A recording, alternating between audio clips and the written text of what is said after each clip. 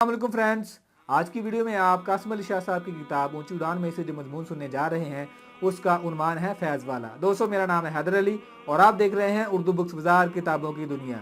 दोस्तों, अगर आप किताबों से प्यार करते हैं तो मेरे चैनल को सब्सक्राइब करें, घंटी के बटन पर प्रेस करें ताकि हमारी आने वाली तमाम वीडियोज़ आप तक बर वक्त पहुँचती रहें।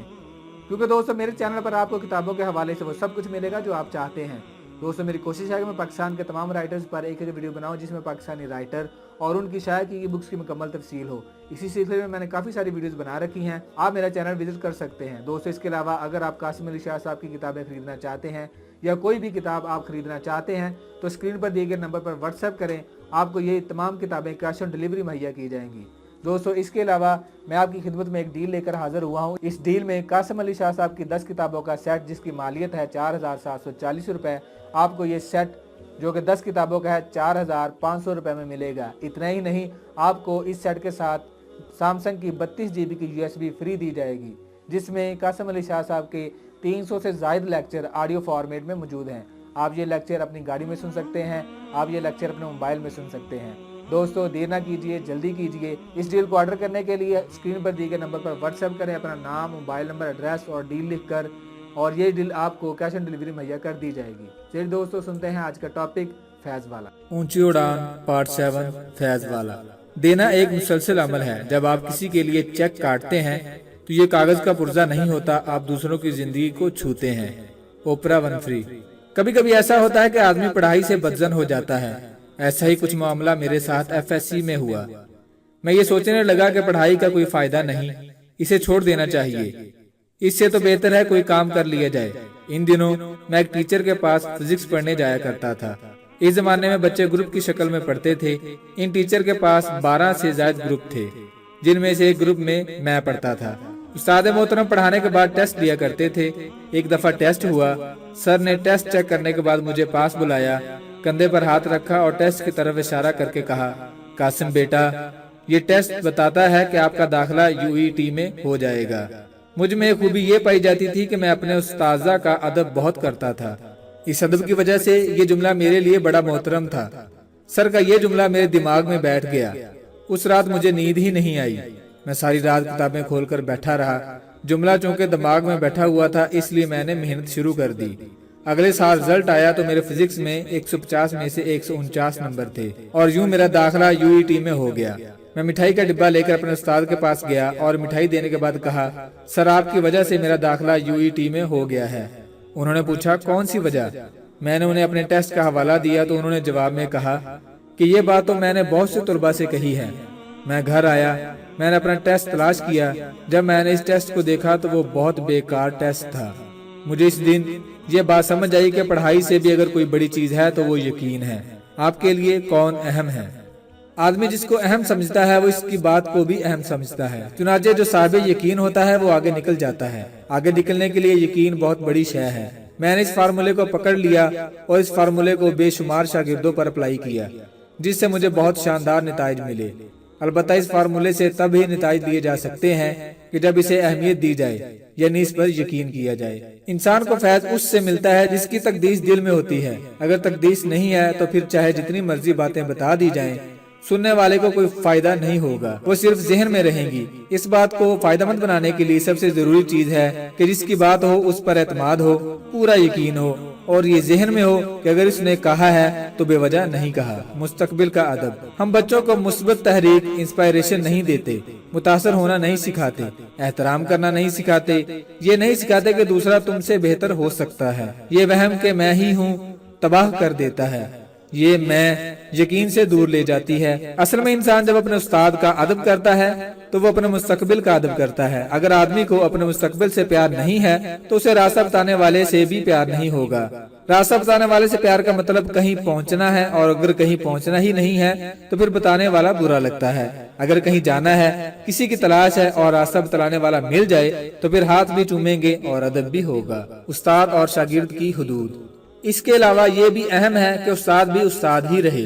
अगर वो दोस्त बन जाए तो फिर उसकी बातों पर अमल करना मुश्किल हो जाता है और उस्ताद की बातों की अहमियत नहीं रहती। तकदीस बड़ी अहम चीज है। जिसके पास कुरान पाक की तकदीस है उसे कुरान पाक से रास्ता मिल जाएगा। सबसे आला रास्ता भी कुरान पाक का रास्ता है, लेकिन जिसके पास तकदीस नहीं है उसे हिदायत नहीं मिलेगी। سب سے زیادہ قابل تقدیس شخصیت خاتم الانبیاء حضرت محمد مصطفیٰ صلی اللہ علیہ وآلہ وسلم کی ذات مبارک ہے۔ جو مسلمان آپ صلی اللہ علیہ وآلہ وسلم کی باتوں سے بہتر بات کرنے کا دعویٰ کرتے ہیں وہ مسلمان ہی نہیں ہیں، وہ اس قابل نہیں ہے کہ اس سے تعلق رکھا جائے۔ اس کی وجہ یہ ہے کہ آپ صلی اللہ علیہ وآلہ وسلم کی بات سے بہتر بات ہو ہی نہیں سکتی۔ اگر کوئی یہ سمجھتا ہے کہ اس سے بہتر بات کی جا سکتی ہے، نعوذ باللہ، تو وہ بڑی گمراہی میں ہے۔ فیض اس کے لیے ہے جس کے پاس احترام ہے۔ ہم بچوں کو سکھاتے ہیں کہ بیٹا استاد کا احترام کرو، در حقیقت ہم یوں اسے مستقبل کا احترام سکھاتے ہیں، کیونکہ اگر اسے اپنی منزل اور مستقبل سے محبت ہوگی تو پھر اسے اس منزل تک پہنچانے والے، رہنمائی کرنے والے سے بھی محبت ہوگی۔ استاد کا درجہ اس زمن میں سب سے بڑا اس لیے ہے کہ وہ آدمی کے سب سے بڑے اور سب سے عظیم مستقبل کی طرف نہ صرف رہنمائی کرتا ہے بلکہ اسے وہاں تک جانے کے قابل بھی کرتا ہے۔ احترام کیا ہے کیا نہیں ہے، دل کا معاملہ۔ ہمارے ہاں احترام کا مطلب ہے کہ ہاتھ باندھ کر کھڑے ہو گئے، ہاتھ چوم لیا، ادب سے سلام کر دیا۔ یہ سب ٹھیک اور ادب کے زمرے میں آتا ہے، لیکن اس احترام سے پہلے بھی ایک احترام ہے، وہ ہے ذہنی اور قلبی طور پر قبول کرنا۔ حضرت واصف علی واصف رحمۃ اللہ علیہ فرماتے ہیں، بیعت تو دل کی بیعت ہوتی ہے، اگر دل کی بیعت نہیں ہے تو پھر ہاتھ کی بیعت منافقت بن سکتی ہے۔ ہاتھ کی بیعت صرف رسم نہیں ہونی چاہیے۔ کتنی خوفناک بات ہے کہ کسی نے رسم ادا کی ہو لیکن دل سے قبول ہی نہ کیا ہو۔ اچھا استاد وہ ہوتا ہے جو اپنے شاگردوں کے درمیان فاصلہ رکھتا ہے۔ ہم اگر بہتر ہونا چاہتے ہیں تو ہمارے اندر کوئی نہ کوئی رد و بدل ہونا ضروری ہے۔ یہ بہتری اور رد و بدل احترام اور تقدس کے ساتھ جڑا ہے۔ ہمارے ہاں فیض کا مفہوم بہت عجیب ہے۔ ناجائز کمائی سے گھر بنایا جاتا ہے اور دروازے پر لکھا جاتا ہے یہ سب اللہ تعالیٰ کے فضل سے ہے۔ اسی طرح اپنے نام کے ساتھ الحاج لکھا جاتا ہے، بھلے ناجائز کمائی سے ہی حج کیوں نہ کیا ہو۔ ایک نوجوان کو حج کرنے کا بہت شوق تھا۔ وہ ایک شخص کے پاس چلا گیا جس نے کئی دفعہ حج کیا تھا۔ اس نوجوان نے اس شخص سے کہا میرے لیے بھی دعا کریں کہ مجھے بھی حج کی سعادت نصیب ہو جائے۔ اس شخص نے ہاتھ اٹھائے اور دعا کی کہ اس کو حج کی سعادت نصیب نہ ہو۔ نوجوان بڑا حیران ہوا۔ اس نے پھر درخواست کی۔ اس نے پھر وہی دعا کی کہ اس کو حج کی سعادت نصیب نہ ہو۔ جب یہ معاملہ 3 دفعہ ہوا تو نوجوان نے پوچھا کہ آپ کیوں ایسی دعا مانگ رہے ہیں؟ اس شخص نے جواب دیا کہ جو درد اور تڑپ تمہارے پاس ہے میں اس سے محروم ہوں، میں اس لیے یہ دعا مانگ رہا ہوں کہ تم وہ تڑپ مجھے دے دو، میرے جتنے حج ہیں اس کا ثواب تم لے لو۔ تڑپ کا مقام اللہ تعالیٰ کی بارگاہ میں عبادت سے زیادہ ہے۔ یہ وہ ایک سجدہ ہے جو ہزاروں سجدوں سے نجات دیتا ہے۔ ہم اس ایک سجدے کو تلاش نہیں کرتے۔ اللہ تعالیٰ کا فضل خیالات و افکار کے بدل جانے کا نام ہے۔ اگر فیض ملا ہے تو پھر سوچ میں تبدیلی آئے گی۔ فضل کی یہ نشانی ہے کہ عقائد بدلنا شروع ہو جائیں۔ فضل کی علامت ہے کہ آدمی معاف کرنے والا بن جائے۔ فضل کی علامت ہے کہ خواہشیں ختم ہو جائیں۔ غور کیجئے کہ کیا آپ کی خواہشیں بدلی ہیں؟ کیا آپ کے تقاضے بدلے ہیں؟ جب آدمی کو اللہ کا فضل مل جاتا ہے تو اس کا نفع نقصان کا معیار بدل جاتا ہے۔ دنیا جسے فائدہ کہتی ہے وہ اس کے لیے نقصان ہے۔ وہ یہ حقیقت سمجھتا ہے کہ حقیقتاً فائدہ کیا ہے اور نقصان کیا ہے۔ اکثر دنیا جس شے کو نقصان سمجھتی ہے وہ اس کے لیے فائدہ ہوتا ہے۔ فیض کی بڑی علامت یہ ہے کہ خوشیوں اور غموں کو منظم کرنا آ جائے۔ ایسے فرد کو جب خوشی ملتی ہے تو وہ آپے سے باہر نہیں ہوتا، اور غم سے واسطہ پڑتا ہے تو بے خود نہیں ہوتا۔ خود کو سنبھال لینا، غم کو سجدے میں بدل لینا، غم کو آنسو میں بدل لینا فیض ہے۔ زندگی میں تبدیلی، ہمیں ایسے فیض کی ضرورت ہے جس سے زندگی کی سمت بدل جائے، جس سے ہمارا دل اور دنیا دونوں بہتر ہو جائیں، جس سے ہمارا رب راضی ہو جائے۔ فیض وہ مانگنا چاہیے جو اپنے اندر تبدیلی لائے۔ ہم وہ فیض مانگتے ہیں جو باہر تبدیلی لاتا ہے۔ فیض داخلی دنیا کا سوال ہے، خارجی دنیا کا سوال نہیں ہے۔ اندر کی دنیا بدلنے سے باہر کی دنیا خود بخود بدل جاتی ہے۔ کم از کم ہم میں یہ تبدیلی آنی چاہیے کہ ہم فیض کو سمجھیں کہ فیض تقدس کا، احترام کا، جھک جانے کا، خیالات کے بدلنے کا، زندگی میں مقصد اختیار کرنے کا نام ہے۔ زندگی میں ان لوگوں کی قدر کیجئے جن سے لینا ہو اور نہ دینا ہو، لیکن وہ آپ کو متحرک کر دیں۔ وہ بظاہر کچھ کریں نہ کریں لیکن اندر ایسی طلب ڈال دیں کہ جس سے آپ مقصد کی طرف چل پڑیں۔ آپ کا فوکس ان کاموں کے لیے ہو جائے جو آپ کے لیے زندگی میں سب سے اہم ہے۔ آپ کے منتشر افکار ایک جگہ پر آ جائیں۔ اس کا آسان سا طریقہ یہ ہے کہ جہاں پر اپنے سے بہتر انسان ملے اس کا دل سے ادب کیجئے۔ استاد ملا ہے تو دل سے ادب کیجئے۔ دعا کے لیے درخواست کرنے سے بہتر ہے کہ اسے ایسا کام کر کے دکھائیں کہ وہ آپ کے لیے خود دعا کرے۔ حضرت واصف علی واصف رحمۃ اللہ علیہ فرماتے ہیں، جس کے لیے زبان سے اچھا کہہ رہے ہیں پھر اسی زبان سے برا نہیں کہنا۔ یہ اس لیے ہے کہ آپ نے اس سے مدد لی ہے، پھر اس کے لیے برا سوچنا اور کہنا بھی نہیں چاہیے۔ ایک وقت میں ایک استاد۔ کبھی آپ بیمار تو پڑے ہوں گے، کیا آپ نے ایک ہی بیماری کے لیے ایک وقت میں 3 یا زائد ڈاکٹروں کا علاج کرایا ہے؟ یقیناً نہیں۔ ایک ہی بیماری کے لیے 3 ڈاکٹروں سے دوا لینا شروع کر دیں تو دوا کا اثر ختم ہو جاتا ہے۔ یہ قدرت کا قانون ہے۔ چنانچہ اگر آپ ایک سے زیادہ کام کرنے کی کوشش کریں گے تو ایک بھی کام نہیں کر پائیں گے۔ اگر آپ ایک ریکارڈ کیپر ہیں تو اچھے ریکارڈ کیپر بنیں۔ مثال کے طور پر میں صرف دانشوروں کی نصیحتیں سنتا رہتا ہوں، اس سے یہ ہوگا کہ ڈائریاں بھر جائیں گی لیکن عمل نہیں ہوگا اور زندگی عمل سے دور ہوتی جائے گی۔ پھر ایک وقت ایسا آئے گا کہ جرات بالکل ہی ختم ہو جائے گی۔ یہ وہی جرات ہے جو آدمی کو آگے بڑھنے پر اکساتی ہے۔ وہ شخص زیادہ بڑا ہوتا ہے جو ایک کام کو پکڑے اور نکل جائے، پھر وہ پلٹ کر نہ دیکھے۔ جو آدمی جگہ جگہ بیٹھا رہے وہ خطرے میں ہے۔ جہاں سے بات لے لیں، خاموش ہو کر وہاں سے غائب ہو جائیں اور اس پر عمل کریں تاکہ ایک دن یہ کہہ سکیں کہ میں نے یہ بات سنی، اس پر عمل کیا اور آج یہاں تک پہنچ گیا ہوں۔ کل کریں گے۔ دنیا کے بڑے انسانی المیوں میں سے ایک المیہ یہ ہے کہ انسان کہتا ہے کہ میں کل کروں گا اور کل کے انتظار میں مال اکٹھا کرتا رہتا ہے، لیکن وہ کل نہیں آتا بلکہ وہ کل آ کر چلا جاتا ہے۔ اگر بے شمار دواؤں کے باوجود اندر وسعت قلب نہیں آ رہی تو پھر مہربانی کر کے ساری دوائیں چھوڑ کر ایک ہی دوا کھانا شروع کر دیں، یعنی ایک دانشور کی باتیں سنیں اور انہی پر عمل کریں تاکہ کوئی رنگ تو چڑھ سکے۔ وہ جگہ تلاش کیجئے جہاں پر آنکھیں بند کر کے چل سکیں۔ اپنے لیے چلیں، استاد کے لیے نہ چلیں۔ حضرت واصف علی واصف رحمۃ اللہ علیہ فرماتے ہیں، اگر آپ کو کوئی سچا نہیں ملا تو پھر آپ سے بڑا جھوٹا کوئی نہیں ہے۔ اس کا مطلب ہے کہ آپ کا جو پیمانہ ہے وہ آپ نے خود پر نہیں لگایا۔ ایک شخص بنارس چلا گیا، اس نے سنا تھا کہ وہاں کے ٹھگ بڑے مشہور ہیں۔ پورا دن ایک کھوٹا سکہ جیب میں ڈال کر پورا شہر پھرتا رہا۔ شام کو ایک جگہ پر بیٹھا، سکہ نکالا، پاس بیٹھے بوڑھے شخص سے کہا، میں نے یہاں کے ٹھگوں کی بڑی تعریف سنی تھی، لیکن میں پورا دن شہر پھرا ہوں، کسی نے میری جیب نہیں تراشی۔ اب اس بوڑھے شخص نے اس کے کندھے پر ہاتھ رکھا اور کہا کہ میں نے 3 بار تیرا سکہ نکالا ہے، یہ کھوٹا ہے، یہ کون نکالے گا؟ حقیقت یہ ہے کہ ہم کھوٹے بن کر سچے کی تلاش کرتے ہیں۔ یاد رکھیے، جو خود کھوٹا ہے وہ سچے کی تلاش نہیں کر سکتا، جو خود 2 نمبر ہے اسے 1 نمبر نہیں مل سکتا۔ زندگی میں سچ ضرور برتیے، خاص کر اپنے مستقبل کے ساتھ۔ آپ کا اپنے ساتھ سب سے مخلص پن یہ ہے کہ آپ خود سے سچے ہو جائیں، دنیا آپ کے ساتھ مخلص ہو جائے گی۔ ایک فیض یہ بھی ہے کہ آدمی کو آزادی کا احساس ہو جائے۔ یہ آزادی بہت بڑی نعمت ہے۔ اپنی نوکری کے غلام نہ بنے۔ یہ ضروری نہیں کہ ہر ملازم غلام ہی ہو، میرا مطلب ہے کہ نوکری تو ہو لیکن ادراک ہو کہ میں اس کا غلام نہیں، لوگوں کے ساتھ چل رہا ہوں۔ یہ شعور ہو کہ میری غلامی صرف اللہ تعالیٰ کے لیے ہے۔ آزادی کا احساس بہت بڑی کمائی ہے، یہ فیض کی انتہا ہے۔ فیض یہ بھی ہے کہ ممکن ہے دنیا جس چیز کو برداشت نہیں کر رہی ہو، آپ اس پر شکر ادا کر رہے ہوں۔ دنیا کہہ رہی ہو کہ میرے غم دور ہو جائیں، جبکہ آپ کہیں کہ میرا غم میرے اور قریب ہو جائے تاکہ میرا اللہ تعالیٰ سے تعلق قائم رہے۔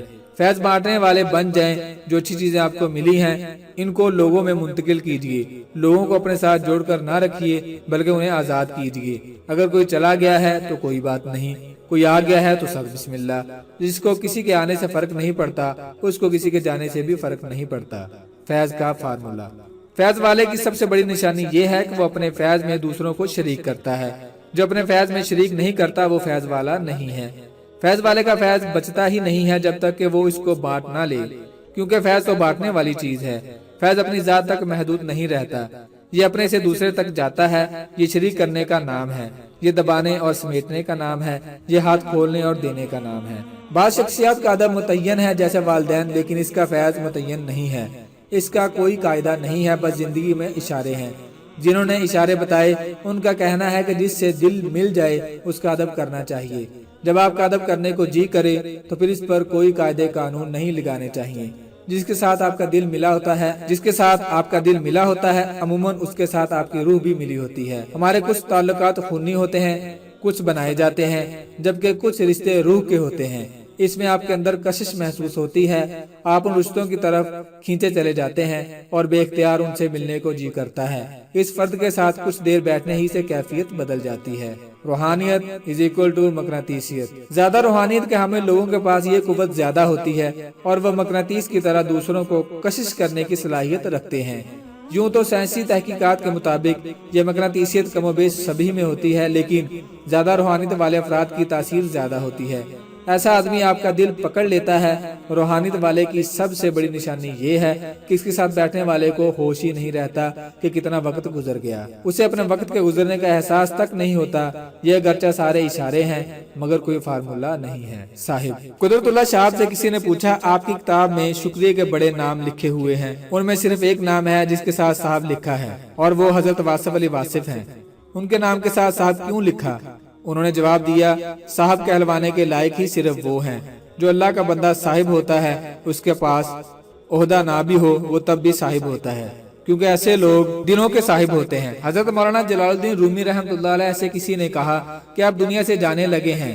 آپ نے فرمایا، نہیں، میں دنیا کی مسند سے اٹھ کر دلوں کی مسند میں بیٹھ رہا ہوں۔ دلوں کی مسند میں بڑی کمال کی مسند ہے، یہ نصیب والوں کو ملتی ہے۔ حضرت واصف علی واصف رحمۃ اللہ علیہ سے کسی نے پوچھا کہ زندہ کون ہے اور مردہ کون ہے؟ آپ نے فرمایا، جو دلوں میں زندہ ہے وہی زندہ ہے، جو یادداشت سے نکل گیا وہ زندہ ہی نہیں ہے۔ بعض اوقات کسی محفل میں ایسا ہوتا ہے کہ کسی کی موجودگی متاثر کر دیتی ہے، جیسے جیسے وقت گزرتا ہے تاثیر کم ہونا شروع ہو جاتی ہے۔ ایک وقت ہوتا ہے کہ آدمی پیسے والوں سے بہت زیادہ متاثر ہوتا ہے، لیکن کچھ عرصے بعد پیسے والوں کو ایک طرف کرتا ہے۔ اسی طرح کبھی گاڑی والوں سے بہت متاثر ہوتا ہے، پھر انہیں بھی چھوڑ دیتا ہے۔